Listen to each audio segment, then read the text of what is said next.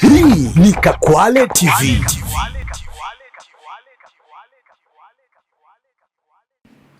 Nianze kwa kuwasalimu kwa jina la Jamhuri ya Muungano wa Tanzania. Leo tuna furaha ya kipekee tukiwa na siku maalum leo tarehe 31 tukiwa wanawasha ya wataalamu wa masuala ya mabadiliko ya hali ya hewa kwa ajili ya kuwajengea uwezo zaidi na kuwahabarisha kuhusiana na kazi inayofanywa na Jopo la Kimataifa la Sayansi ya Mabadiliko ya Hali ya Hewa na Tabia Nchi kwa miaka mpaka 7 ijayo. Tumeandaa hii warsha kwa kushirikiana na wenzetu chuo cha Nelson Mandela kwa lengo hilo moja tu, lakini lingine ambayo tumelifanya leo na wenzetu wa chuo kikuu cha Nelson Mandela ni kuingia kusaini makubaliano ya ushirikiano katika masuala ya sayansi na teknolojia na ubunifu kwenye masuala mtambuka, lakini hususa katika masuala ya kuchagiza na kuongeza ufanisi na tija katika huduma za hali ya hewa, lakini pia katika matumizi ya teknolojia za kisasa kabisa ikiwemo masuala ya akili mnemba. Kwa hiyo haya ndio ambayo tumeyafanya na tunashukuru kweli kwamba tumeyafanikisha, na nichukue fursa hii kuwaomba sana Watanzania wote na hususa wataalamu katika vyuo vyetu vikuu vyote kushiriki ipasavyo katika kazi za Jopo la Kimataifa la Sayansi ya Mabadiliko ya Hali ya Hewa. Lakini pia katika nafasi yangu kama kaimu mkurugenzi mkuu wa Mamlaka ya Hali ya Hewa, nitumie fursa hii pia kuwaomba tuendelee kufuatilia na kuzingatia taarifa zinazotolewa na Mamlaka ya Hali ya Hewa, hususan taarifa za tahadhari ya matukio ya hali mbaya ya hewa, ambayo kama tulivyosema hata katika warsha hii, matukio hayo yanaendelea kuongezeka kwa idadi na ukubwa wake kutokana na ongezeko la joto duniani na kutokana na mabadiliko ya hali ya hewa na tabia nchi kwa ujumla wake. Jamhuri ya Muungano wa Tanzania. Leo tumekuwa wenyeji wa warsha ya Jopo la Kimataifa kuhusu masuala ya hali ya hewa na mabadiliko ya tabia nchi. Jopo hili ni maalum kwa ajili ya kuandaa taarifa mbalimbali zinazofanya tathmini kuhusu masuala ya mabadiliko ya tabia nchi na hali ya hewa. Na workshop hii imeandaliwa kwa kushirikiana na TMA ambayo ni mamlaka yetu ya hali ya hewa, na tumekuwa na ushirikiano nao kwa muda mrefu, na leo hii pia tumeweza kurasmisha ushirikiano wetu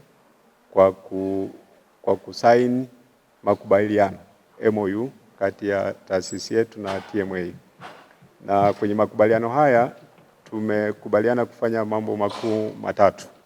Moja ni ushirikiano katika masuala ya utafiti katika maeneo mbalimbali yanayohusu hali ya hewa, masuala ya hali ya hewa, masuala ya mabadiliko ya tabia nchi.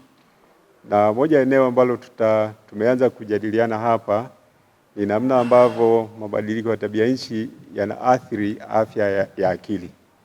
Na eneo hili tutashirikiana, tutafanya utafiti kwa kushirikiana kati ya TMA na Chuo Kikuu cha Kairuki.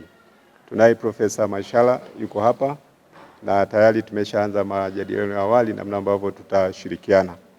Eneo la pili ni namna ambavyo Nelson Mandela itaweza kushirikiana na TMA kwenye kuendeleza teknolojia na ubunifu, na kama ambavyo mkurugenzi mkuu amesema, eneo ambalo sisi kama Nelson Mandela tungetaka kuwa na mchango ni matumizi ya teknolojia za kidijitali, teknolojia hizi zinazochipukia kama akili mnemba AI. Sisi tuna uwezo, tuna wataalamu, tuna maabara zinazofanya kazi katika hilo eneo. Tungependa kuiwezesha TMA kufanya kazi zake kwa kutumia teknolojia hizo zaidi. Tunajua wanafanya, lakini tungetaka kuongezea spidi zaidi kwa kuunganisha nguvu kati yetu na wao, tuwatumie wataalamu wa Nelson Mandela katika eneo hilo.